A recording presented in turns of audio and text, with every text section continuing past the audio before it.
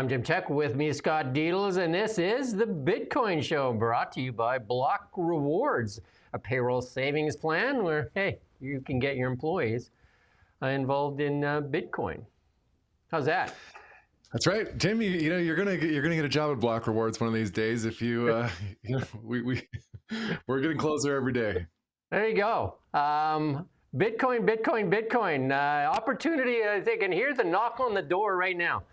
With everything that's going on, instability everywhere, we're going to put that headline up, I think, and where to find an island of financial security. Because right now in BC, with everything that's going on here, with the couch and land decision, and like there's a claim in Kamloops, and there's more claims coming. I've interviewed Jeff Moyse, the Aboriginal lawyer that's worked for 6 governments here in BC in Aboriginal law, and he's still practicing now, about 33 years in that. And he's here at 3:45 again today. I think this is his 4th interview with me, talking about that couch and land decision, and the DRIPA and UNDRIPA, and the HIDA decision and all that stuff, and what that means to property owners here in BC. And then we put up the map a few times on the Really Big Show as well.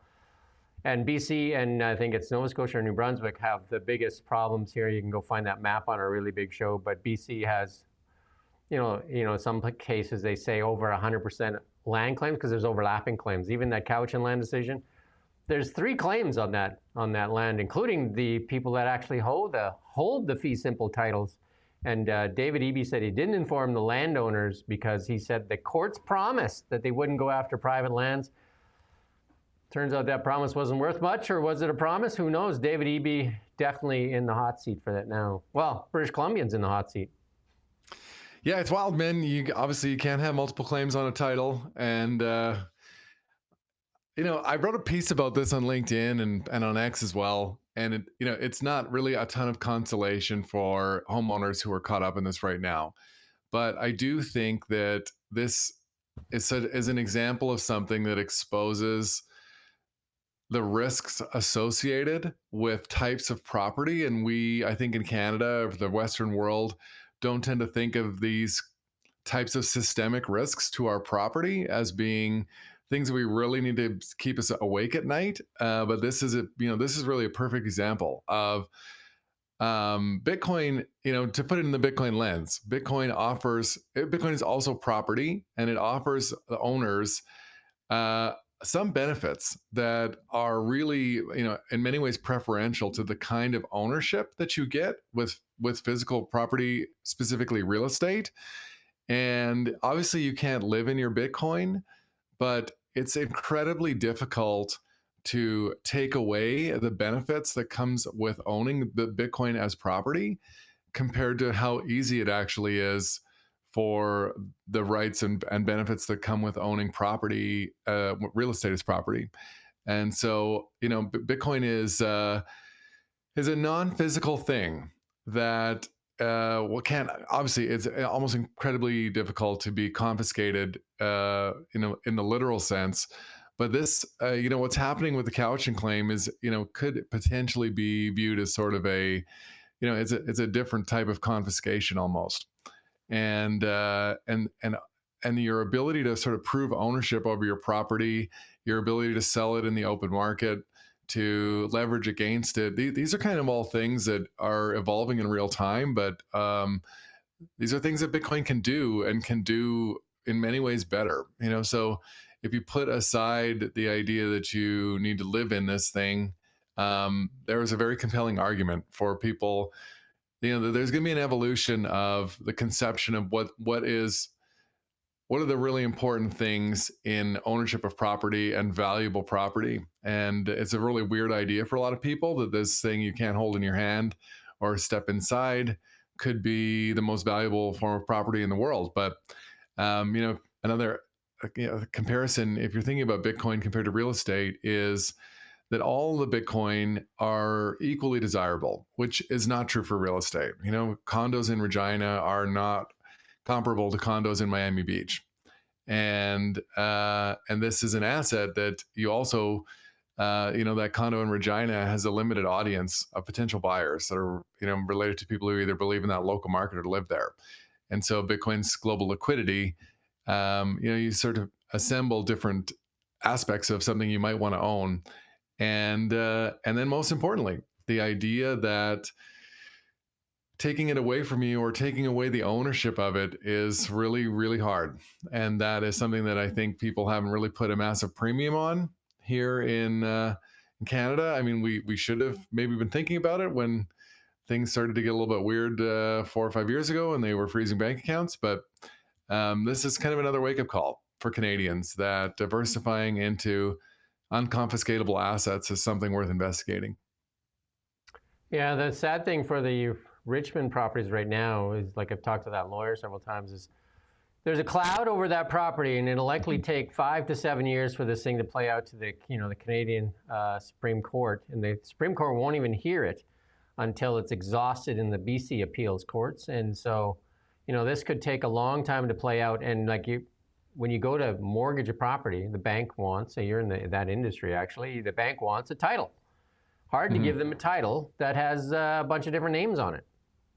Do you know what I mean? Yeah, I mean, and mortgages, like, they're 5 year terms, right? You might have a 30-year mortgage, but you renew it every 5 years. So 7 years is going to really put a lot of people in a very difficult position. Yeah. And then, then you're trying to sell it. Who's going to buy it? It's an owl property now. Who would buy it? And because unless you want to sell it for pennies on a dollar and somebody takes a gamble on it, but it's pretty tough. So the only recourse really, when I was talking to the lawyer, is sue the government.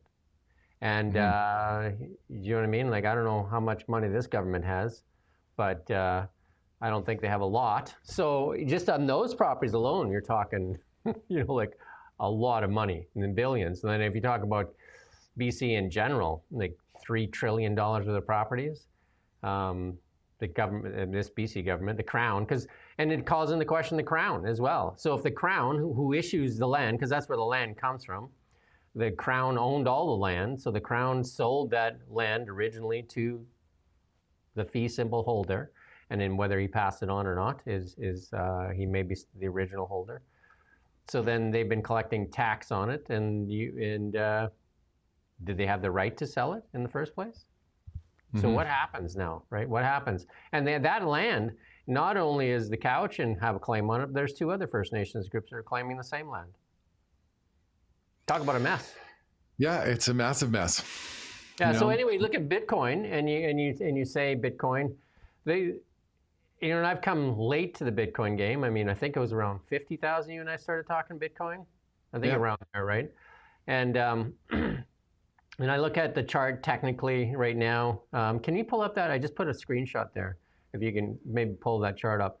And I was saying to you a while ago, when all the big banks got in, JP Morgan and Morgan Stanley, all those big banks, that you're going to find that it's going to trade more. You're not going to have the amount of volatility. And the banks want that, right? Because they're going to move bigger clients in.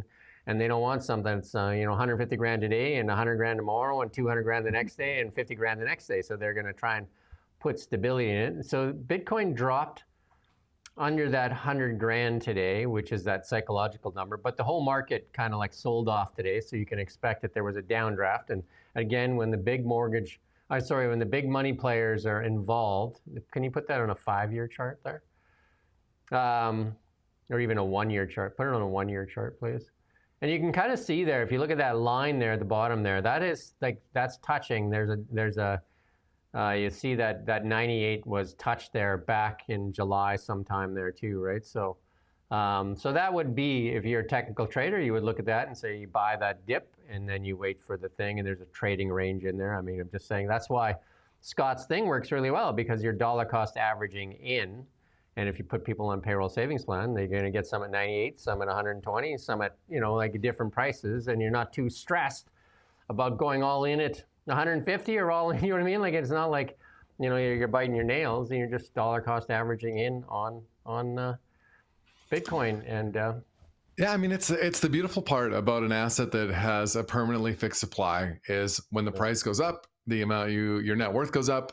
When the price goes down, you're able to buy more. So it's either on sale or it's both sides are good if you really understand what you're trying to do when you're thoughtfully amassing or accumulating a position in Bitcoin. So, and I mean, put aside what's going on in the province and take a look at what's going on at the federal level here. And we have a $80 billion projected deficit. And, it's like 20 years ago when the Harper government was running surpluses and significant surpluses. And we are, as like maybe it was a month ago, um, the in a parliamentary session warning that the budget was like is in serious danger of collapsing the country, and now it's moving forward with this sort of like it's a level of spending that I think should really just alarm people, and um, Canadians need to plan for ongoing devaluation of the loonie and diminishing purchasing power. Like, so you really need, as a Canadian, I think you just have to be thinking about assets that can reliably outperform currency debasement, not whatever they tell you inflation is. And the expansion of the Canadian money supply is more like 8 to 10% a year. So if you want to just keep pace with the growth of the Canadian M2, you need assets that are going to do better than that. And there aren't a ton. Bitcoin has been one of those. And, so I think we're seeing a few different things line up. Obviously the other big news that happened this week politically was Trump's announcement about the tariff dividends that they're going to be issuing Americans $2,000 refund checks. And helicopter money has also historically been really good for Bitcoin. So when the last time they did this, they did a $1,200 stimmy check. And there are all kinds of memes all over the internet for people who put that $1,200 into Bitcoin. And it's worth about $20,000 right now. And you better believe that a lot of people are going to have this idea. I think that a lot of people who, it's not a meaningful enough amount of money that it's going to probably, sustain you for all that long time. So you might as well put it in Robinhood or, buy some Bitcoin. I think that will, this could be a very favorable thing for Bitcoin and the Bitcoin sentiment as this, as these different political decisions sort of roll out. Yeah, no, there's a lot of stuff going on, and like the amount of investment that's gone to the United States. I mean, Donald Trump claims $18 trillion, but like there is a lot of announcements that back up what he says too, and we're not seeing that here in Canada. Again, Mark Carney made some announcements today. I think 7 more projects today, and I think there was 5 in the past, but none of them have an oil pipeline where Canada's real wealth is. And a lot of these projects. We did Pierre Poilievre's speech here in Kelowna, and the only one thing I really got out of it is like the Liberals are acting like a rooster. The sun's already coming up and they're crowing like they made it come up. So these projects were already in the works, right? So there was nothing fast tracking. We still don't have an oil pipeline. And the Canadian dollar, like you just said, the Canadian dollar does not look very healthy as well. The Canadian dollar is looking for an oil pipeline. It is looking for, can you tap, because our dollar is a resource-based dollar. I mean, there's no denying that. If you ask most economists and that have a a shred of honesty, they'll tell you that it is a resource-based dollar. It's based on our commodities, and the more commodities we can put into market, the healthier that dollar is. And right now, it's looking for direction. It's looking for a confirmation of an oil pipeline, because the rest of the stuff is like dribs and drabs, and like they're nickel mine and here or there, sprinkle this, sprinkle that. And, like most of the projects that announced too also have detractors right away. We're suing you. And so it doesn't give a lot of stability to the Canadian dollar. And, there's some economists that are saying the Canadian dollar could go to 62 cents or lower. You want to talk about inflation then? Because everything is based in U.S. Dollars. Like, commodities are based in U.S. dollars. Whether you're buying whatever comes out of the U.S., like especially the commodities. Oil, gas, gold, copper, silver, nickel, I don't know, whatever, you just name it. And even, fruit that comes from down south, they sell it in US dollars. They don't have a special price for Canada. If you're buying grapes or cherries from Chile, they sell it to you in US dollars. We do the conversion. They're not just like, oh, here's a special price for Canada. It's like US dollars, right? Yeah. Even Teslas, they sell it in US dollars, right? They just don't adjust the price every now and then. So the US dollar has got some pretty big pricing power around the world. And one thing about Bitcoin, it is a commodity that is recognized worldwide. It has that stability. That is, around the world. There's not too many things that have a worldwide price, and I'm going to say gold, silver, the U.S. dollar, but you know what I mean, that it's convertible like that. You don't think anywhere in the world. You basically convert Bitcoin anywhere in the world. You convert gold anywhere in the world, silver. You can convert U.S. dollars basically anywhere. You're not converting the Canadian dollar in most places. Like you can barely get it converted in Washington State. They're just like, we're not taking that, right? Yeah, Is that totally. not true? You know what I mean? Like Mexico, lots of times when I was in Mexico, I tried to use it. They're just like, no, we don't know. What is that?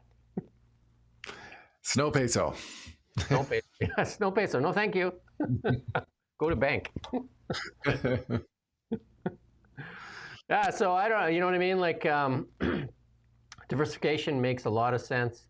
And like I said, dollar cost averaging into assets makes even more sense, right? Like, you know, like if you believe, let's say, like pick a stock. If you like Tesla, you know, on days like today, you buy more. Do you know what I mean? Like if you believe in the story, if you believe in what's going on, then these are days of opportunity, not days to be scared, right? So that's the difference between, you know, like what you call a momentum trader and somebody that believes in what's going on. On days like today, you buy more. Yeah. Instead of getting scared and running for the hills. A lot of people still, you've got an event coming up though too, right? You've got an event coming up to demystify Bitcoin, because it is still That's right. Yeah. people, right? Yeah, we just launched the ticketing today. It's happening on December 2nd, which is a Tuesday night at the Innovation Center. We've done a few events there now, and that will be sort of a 6:30 to 9:30 evening. Myself and Adam O'Brien, who is the CEO of another Canadian publicly traded Bitcoin company, Bitcoin Well, based out of Edmonton. So that will be sort of a few different presentations around, you know, a little bit of economics, a little bit of Bitcoin, a little bit of Bitcoin technology for businesses, and some Q&A. Should be a really good evening. Tickets are $20, but you get $20 in Bitcoin as a party favor for attending. So limited seating. I think we got about 100 spots for about 100. Well, there you go. That seems like a pretty fair deal. Hey, Yeah. you need a moderator. Yeah, totally. You want to be one? Is that a volunteer, Jim? It is. There you go. I love Bitcoin now. Again, I was a big skeptic when we started this show, and I think some of the people that were following this are just like, can Scott turn him? Right? Because big gold bug from way back when. I'm still a big believer in gold. Buying gold since I think about $200 US an ounce since the first Iraq war there, when George Sr. went in there for that excursion or whatever he wanted to call it. What was that? Desert Storm? That's what they called it. Desert Storm. And I was like, holy cow, this is crazy. So I bought gold, and I started buying gold as a youngster and started accumulating gold as a little guy. And, you know, I'd go into the banks and I'd buy gold, and they're just, what are you buying that for? They would say, they'd laugh at you, right? Yeah, I mean, I think we were talking about this on a show recently, 2 weeks ago or maybe a month ago. Like, basically now with what gold's done since September, buying gold has been smarter than buying the index, than buying the S&P 500 over over that time since you started buying gold, which is incredible. Yeah. Gold has been, I mean, throughout Roman days, and I'll just use this as an example. Roman days, an ounce of gold bought you a full suit of armor. That's what you would get. You would get a sword, a shield, and all your armor for an ounce of gold. In 1929, when gold was pegged at $35 an ounce, you could outfit yourself with a pretty fancy suit, watch, tie, all that stuff. That was kind of your new armor for the business world. And I would say today, in Canadian dollars, it's like well over $5,000 an ounce, and you get yourself a pretty good suit for $5,000 and a watch, and you know, your new business armor. You can get yourself a smartwatch, and you know, maybe a couple of devices on one of those Google glasses or whatever you want to call.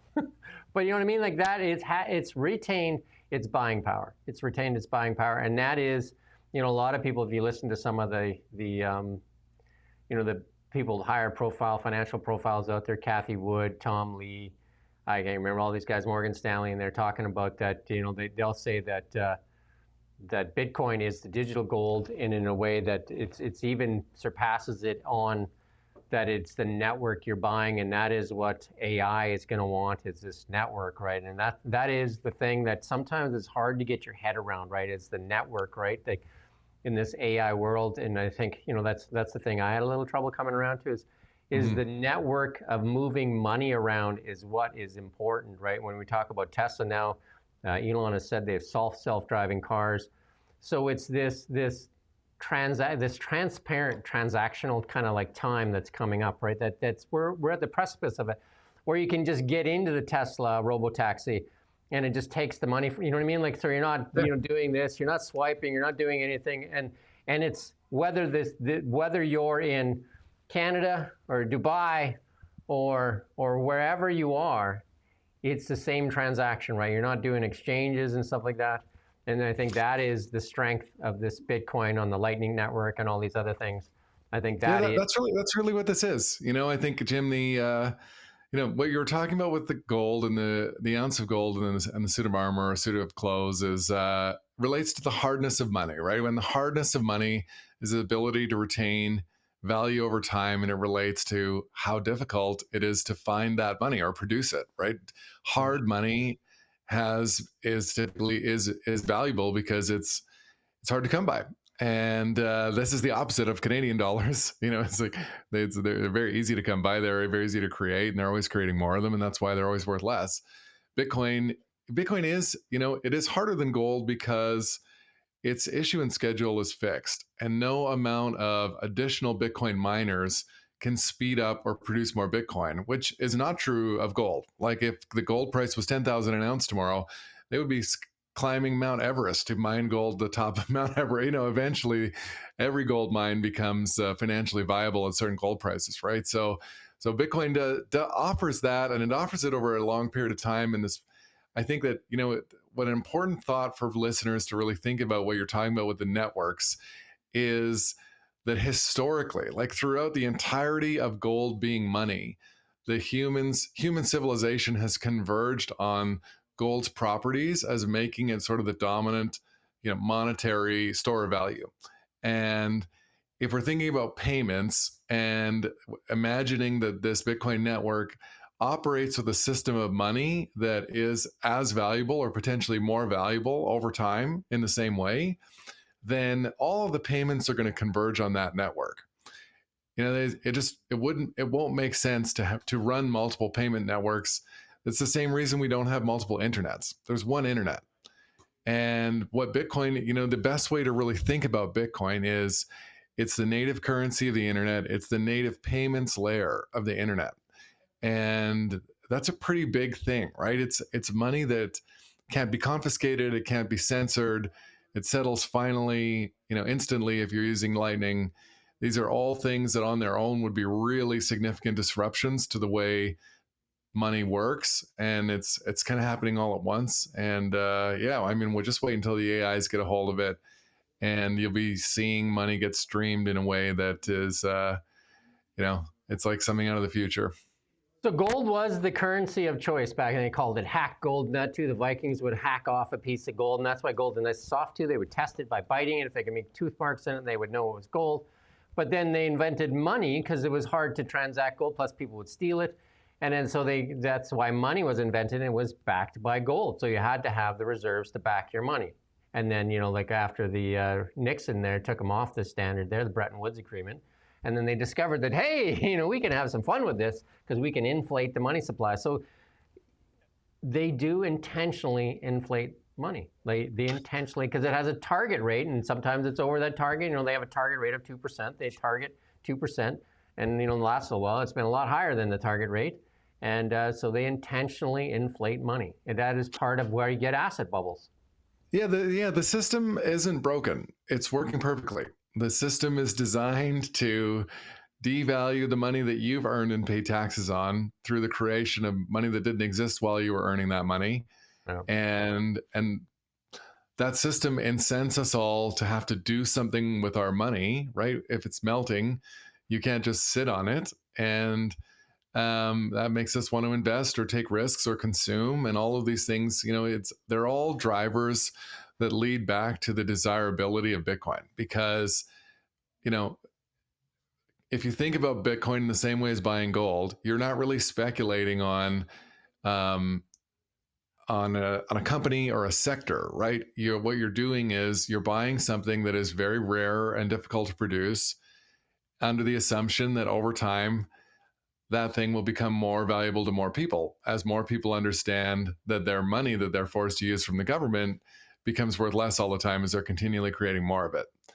And so in this way, I think when we talk about Bitcoin savings plan in the workplace, it's really a much simpler thing to do. If you're just saving your money, then you're not actually gambling it in the stock market or on certain companies and leaderships or geographic regions of the world. You're just saving, and saving in gold objectively has been a superior strategy than gambling on the stock market. And I think this is what's going on with Bitcoin now. And people, if given the choice and they understood that that's really like how easy it is, a lot of people would make that choice because more people are savers than they are gamblers. It's just that we're forced to be gamblers because of how fast our money loses value in the system. And that problem accelerates as debt piles up, as government debt piles up, and as spending gets more and more reckless. So, I think all of those things are true. And if we go back to the start of the show, what we're talking about with real estate, now add on top of that, that this thing that you're saving in is really next to impossible to be taken away from you, and nobody can inflate it. It's a pretty compelling argument.